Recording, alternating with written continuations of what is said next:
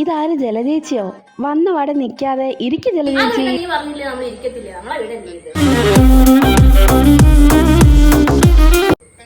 ജോലിയൊക്കെ ആയോ?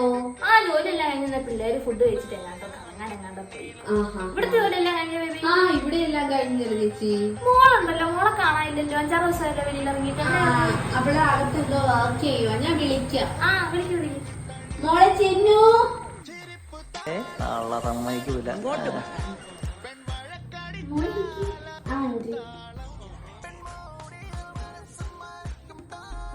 അറിയാവോ?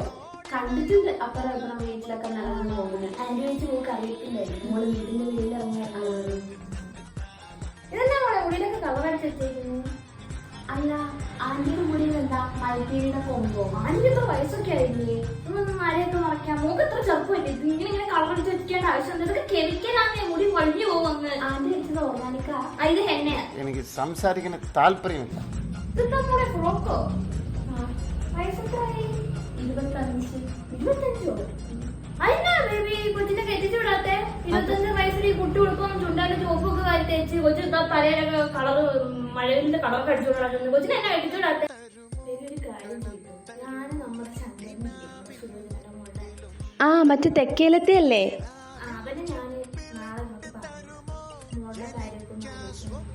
എന്റെ കാര്യം അയാൾ ആലോചിക്കുന്നത്? അല്ല, അത് അയാളെ ആലോചിച്ചു. പിന്നെ അപ്പോഴെങ്കിലും ഈ മഴവിലൊക്കെ ഈ കുട്ടികൾക്ക് മാറ്റി അപ്പോഴൊക്കെ കിട്ടും. ആന്റി ഞാൻ പറഞ്ഞു കിട്ടോളാം. പഠിച്ചു കഴിഞ്ഞിട്ട് കിട്ടിയാലും മതിയല്ലോ. മൂർഖനെയാണല്ലോ ചവിട്ടിയത്. അതൊക്കെ നിങ്ങളുടെ ഇഷ്ടല്ലേ? ഇപ്പോഴത്തെ പിള്ളേരല്ലേ? നമുക്ക് എന്ത് പറയാം? നമുക്ക് ഈ പ്രായത്തിലൊക്കെ 2 പിള്ളേരല്ലേ? നമ്മള് പഴമക്കാരാണേ. എന്താണ് ഒത്തില്ല ആ മൂപ്പിൽ ഒപ്പിക്കാൻ നോക്കിയാ